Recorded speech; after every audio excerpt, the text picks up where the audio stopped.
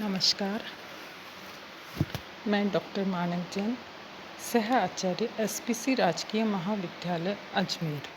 आज हम धर्म सुधार आंदोलन और मार्टिन लूथर का इसमें क्या योगदान था, इस विषय पर चर्चा करेंगे। यह प्रश्न पत्र बीए पाठ तृतीय का द्वितीय प्रश्न पत्र है। तो इसका विवरण इस प्रकार है।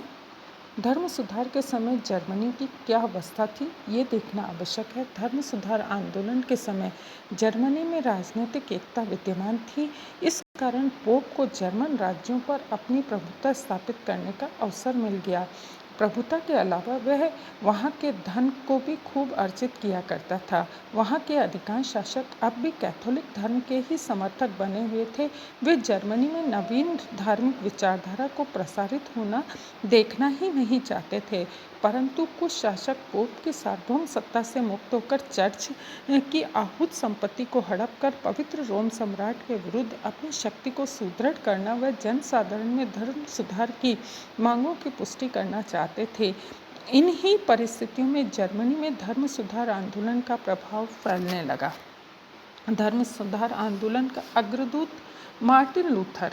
जर्मनी में धर्म सुधार फैलाने वाला मार्टिन लूथर था।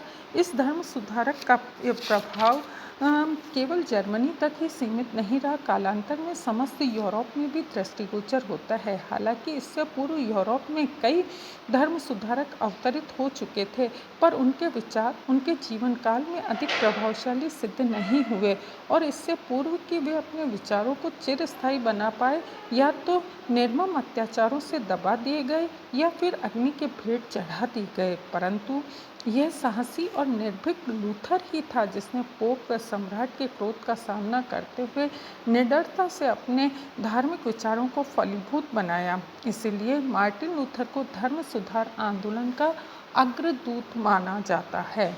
मार्टिन लूथर का प्रारंभिक जीवन। मार्टिन लूथर अत्यंत मेधावी, दृढ़ संकल्पी, साहसी, निडर युवक था। उसका जन्म 1483 में सैक्सनी के आइबेन नामक छोटे से ग्राम में हुआ। बाल्यकाल से ही महत्वाकांक्षी तथा शिक्षा का जिज्ञासु युवक दृष्टिगत होता है। उसके पिता का नाम हांस तथा माता का नाम मार्गेथी नी ज़ैगलर था। प्रारंभ में उसने मैन्सफील्ड में शिक्षा पाई। सन 1501 में वह इरफट के विश्वविद्यालय में शिक्षा पाने गया। यह विश्वविद्यालय मानव के क्षेत्र में अति प्रसिद्ध था। माता पिता की इच्छा के विरुद्ध मार्टिन ने वहाँ धर्मशास्त्र का अध्ययन किया, क्योंकि उसके पिता उसे वकील बनाना चाहते थे। 1505 में उस विश्वविद्यालय में स्नातक बन जाने के पश्चात धार्मिक जीवन व्यतीत करने लगा। मठ में रहकर वह प्राय ईश्वर चिंतन में ही निमग्न रहता था। सन 1505 में वह जॉन स्टापिस के आदेशानुसार विटनबर्ग के विश्वविद्यालय में ऑगस्टाइन की रचनाओं का अध्ययन करने आया। विटनबर्ग में वह धर्म का प्राध्यापक बन गया और उस समय तक वह संत ऑगस्टाइन का अनुयायी भी बन चुका था। सन 1511 में उसे रोम जाने का अवसर प्राप्त हुआ। पवित्र स्थान रोम के चर्च को विकृत रूप व पोप के अनेक दोष देखकर उसके अंतःकरण को अत्यंत शोक हुआ। यह होते हुए भी उसको कैथोलिक धर्म में आस्था कम नहीं हुई। सन 1517 में पोप लियो 10 के आदेश पर जॉन टेटजेल ने विटनबर्ग के पाप मोचन पत्र बेचने का कार्य शुरू किया। यद्यपि जनता उन पत्रों को अंधविश्वास के कारण खरीदने में उद्यत थी और श्रद्धा से खरीद भी रही थी, पर लूथर के विरोध करने के फलस्वरूप वहाँ बहुत कम लोगों ने पत्र खरीदे। इस घटना ने लूथर के जीवन में महान परिवर्तन ला दिया। इन पाप मोचन पत्रों के विरुद्ध उसने 95 थीसिस लिखे और इन प्रसंगों में लूथर ने न केवल पाप मोचन पत्रों की निंदा की, परंतु सत्कर्म के सिद्धांत न करने वालों का भी विरोध किया। मार्टिन लूथर द्वारा पाप मोचन पत्रों का विरोध। लूथर ने के 95 प्रसंगों में धर्माधिकारियों को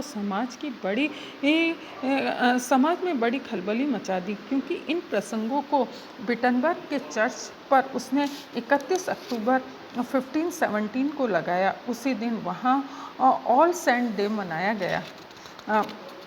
इस अवसर पर वहाँ सैकड़ों धर्म यात्री एकत्रित हुए। इस कारण लूथर के 95 प्रसंग वाद विवाद के विषय बन गए। हालांकि टेडजेल पाप मोचन पत्र पोप लियो 10 के आदेश पर बेच रहा था और उससे धन अर्जित कर सेंट पीटर्स के गिरजाघरों के निर्माण में लगाया जा रहा था। पर लूथर ने कहा, पोप दीन मनुष्यों से इस प्रकार पैसा कैसे ऐंठता है?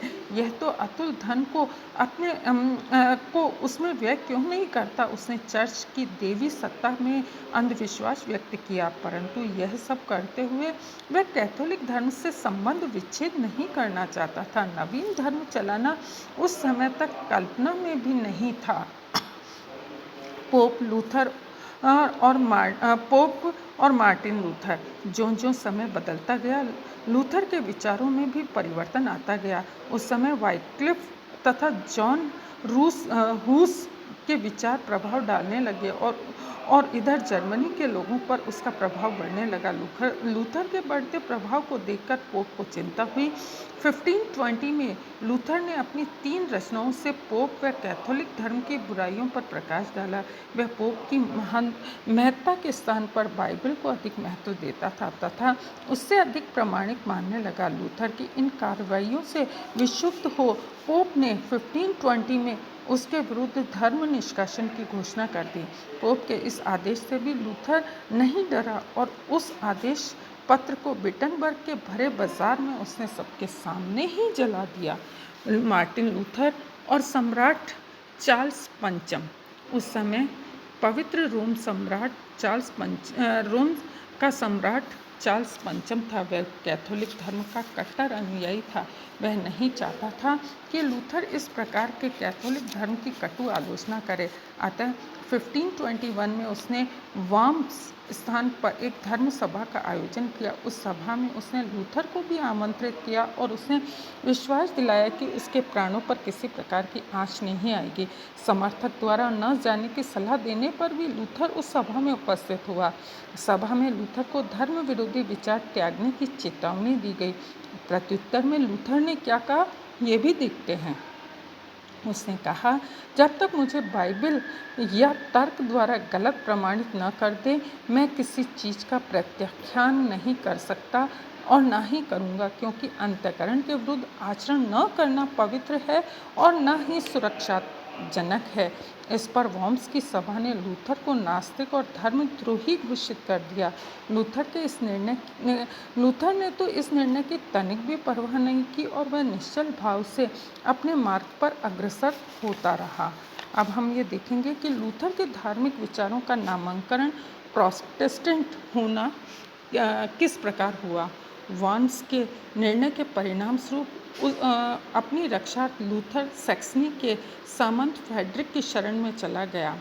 बर्ग के दुर्ग में निवास करते हुए उसने बाइबल का जर्मनी में अनुवाद किया। यह अनुवादित ग्रंथ बड़ा लोकप्रिय रहा। उसके उपरांत उसके विचार जर्मनी में तेजी से प्रसारित होने लगे। उसका सुधार आंदोलन लोकप्रिय व राष्ट्रीय आंदोलन हो गया। परंतु 1524 में जर्मनी के किसान आंदोलन प्रारंभ हुआ। इस आंदोलन से लूथर के विचारों के प्रसार में कुछ बाधा उत्पन्न हुई। 1525 में किसान आंदोलन दबा दिया गया। लूथर किसान आंदोलन के विरुद्ध था, अतः इसके उपरांत लूथर का सुधार आंदोलन पुनः जोर पकड़ने लगा। इस पर 1526 में स्पीयर की प्रथम सभा व 1529 में दूसरी धर्म सभा हुई। इन दोनों सभाओं का मूल उद्देश्य कैथोलिक व लूथरवाद के बीच समझौता करना था, परंतु दूसरी सभा में लूथर के समर्थकों ने चार्ल्स पंचम के निर्णय का स्पष्ट रूप से विरोध किया, प्रोटेस्ट किया। अतः 1529 के उपरांत लूथरवाद व लूथर के विचार प्रोटेस्टेंट धर्म के नाम से विख्यात हुए। इसके उपरांत प्रोटेस्टेंट धर्म उत्तरोत्तर उन्नति करता गया, पर चार्ल्स पंचम समय समय पर उसके विकास में अवरुद्ध करने का प्रयास करता रहा।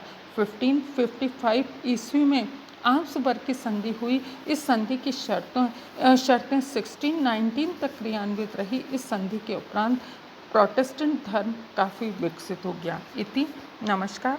कल हम देखेंगे कि प्रोटेस्टेंट धर्म का स्वरूप क्या था।